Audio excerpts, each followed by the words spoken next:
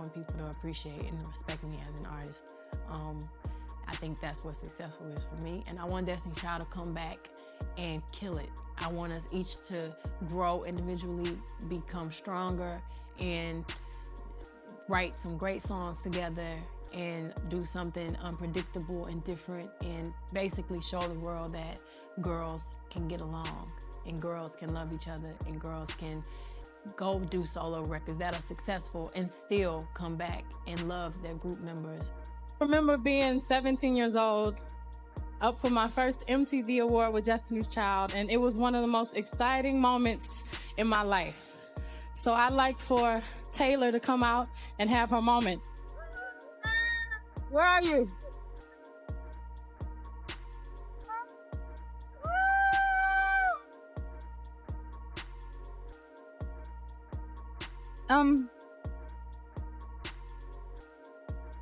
Come up off of that. It's not you know a what I'm gold saying? digging song. No, speak on that. Explain it to the people in the song is you. about a girl and a guy. They're in a relationship. At first, it starts off really good, but then the guy starts taking advantage of the girl, Messing up. maxing out her credit cards, buying her gifts with her own money, That's just not being right. trifling. That's so right. basically, the girl is asking the guy to pay back the bills that he ran up. That's right. We do not think the guys need to pay girls' bills. We are not gold diggers. We are not male bashing. We are only having this one guy telling him to be responsible for the bills that he ran up.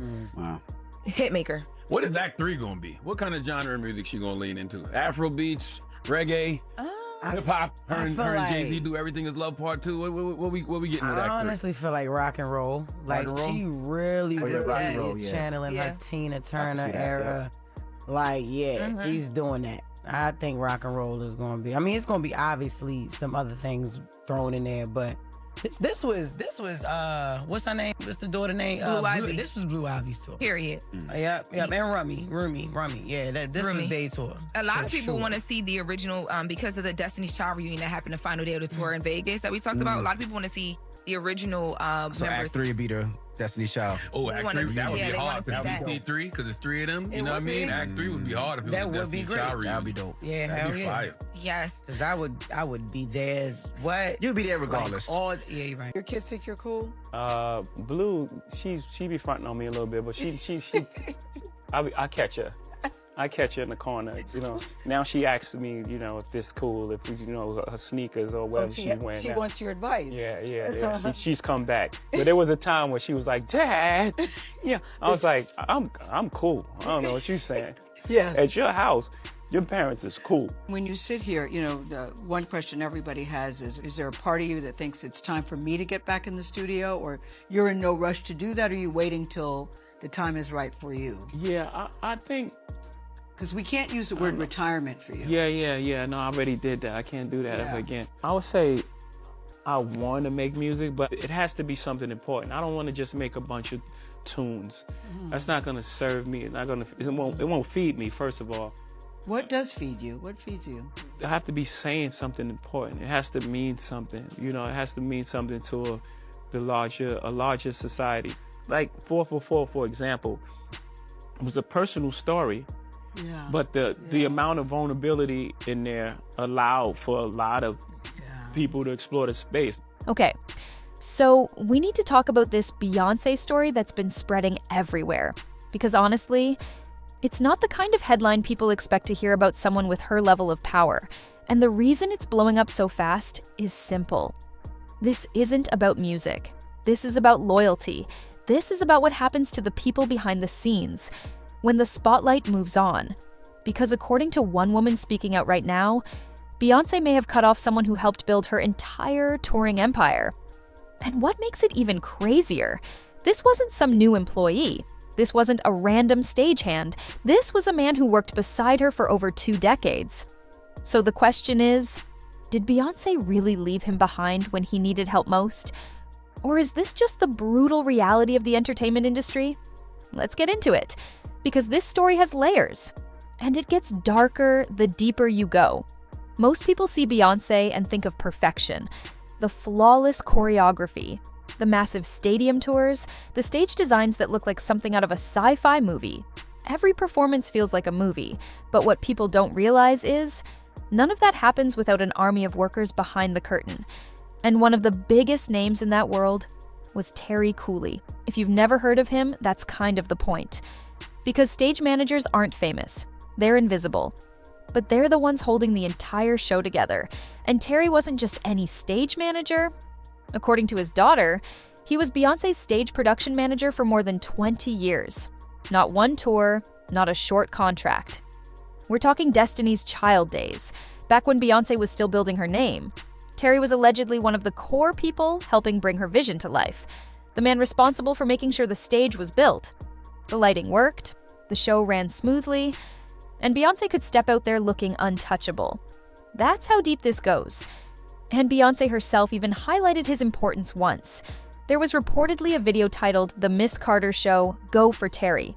That alone tells you, this wasn't just some worker, this was someone trusted, someone respected, someone deeply woven into the machine. But then, everything changed after one terrifying moment. Before Beyoncé's tours, Terry also worked with other major artists, because that's how touring life works. When Beyoncé isn't touring, you jump onto another gig. And at one point, Terry was working with Mariah Carey during a Vegas residency. And that's where things reportedly went wrong. According to his daughter, there was an incident where Terry collapsed, something involving severe neck issues, pinched nerves, a medical emergency serious enough that he had to be taken off the job.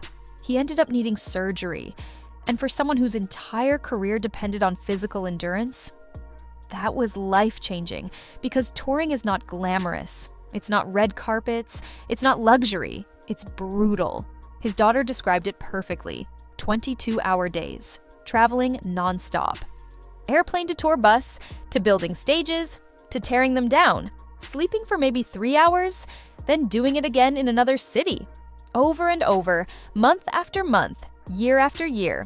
And eventually, the body gives out. The diagnosis, according to her, overwork. Not necessarily anyone's fault, just the cost of pushing past human limits for decades. And that injury would haunt him.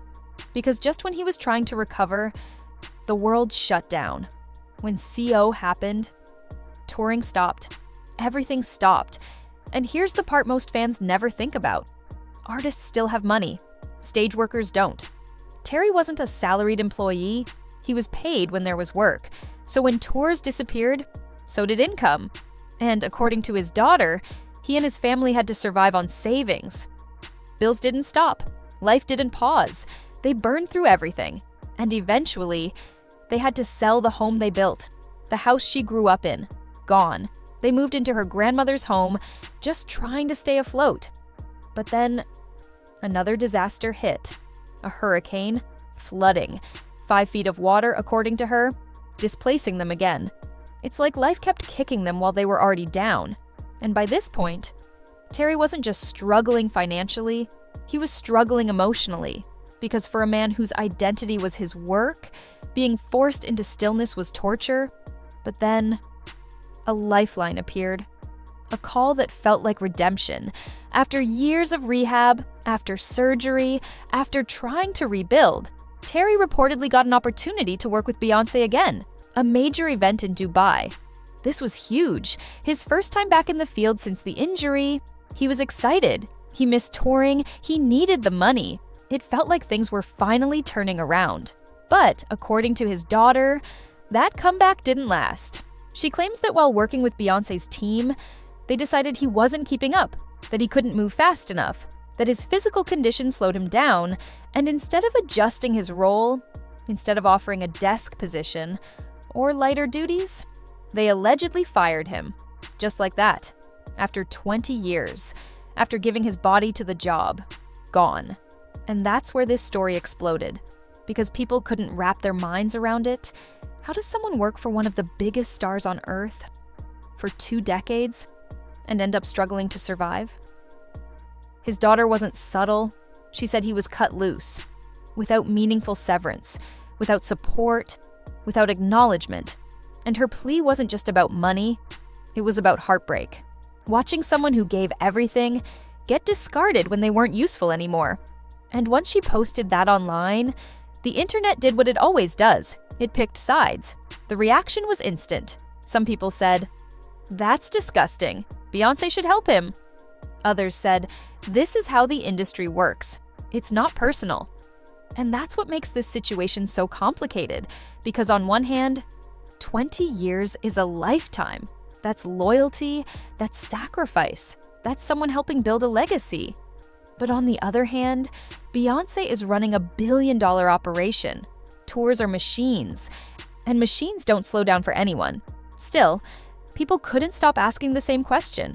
How do you go from being essential to being forgotten? And then the legal reality made things even messier. Here's the part that changes everything. Terry wasn't technically an employee. He was reportedly an independent contractor, a 1099 worker, and that matters because contractors don't get protections. No health insurance, no disability benefits, no workers' comp, no guaranteed severance. You're basically on your own. So legally, Beyoncé didn't necessarily break rules. If performance wasn't meeting expectations, a contract can end. That's business. And that's why this story isn't simple, because the law doesn't care about loyalty. The law cares about paperwork. But morality, ethics, that's different. And that's where the conversation gets uncomfortable. Even if Beyoncé didn't do anything illegal, people are asking, was it right? Should someone with her wealth help someone who helped build her stage empire? Because Beyoncé isn't struggling, she's not choosing between bills. She's a global powerhouse. And Terry, according to his daughter, is financially stuck, emotionally crushed, still grieving the career he lost. She compared him to an athlete, like Cam Newton realizing his body is done, even if his heart isn't. That's what this is. A man who gave everything and doesn't know how to live without the work that defined him. And the bigger question becomes, how many other people in entertainment suffer the same fate? How many stage managers, dancers, crew members give their youth, health, and bodies only to be replaced the moment they slow down? That's what this story really exposes. Not just Beyoncé, but the system, the machine, the uncomfortable truth behind the perfection. So where does this leave us? On paper, this may just be business, a contract ending, a worker replaced, nothing illegal. But emotionally, ethically, it feels heavier because the people behind the scenes aren't just workers, they're human beings. And when the lights shut off, they still have lives to live, bills to pay, bodies that carry the scars of the job. And Terry Cooley's daughter isn't asking for millions. She's asking for recognition, for dignity, for someone to make things right. And the internet is still watching, waiting to see if Beyoncé responds, or if this becomes another story of someone who helped build greatness, only to be left behind. So, what do you think? Is Beyoncé obligated to help? Or is this just the harsh reality of fame? Drop your thoughts in the comments, because this one isn't black and white, and the conversation is far from over. And honestly, stories like this really make you look at celebrity empires differently, because for every superstar on stage, there are dozens of people behind the scenes whose names we never hear. So if you want more deep dives into the moments Hollywood tries to keep quiet, make sure you hit that subscribe button right now.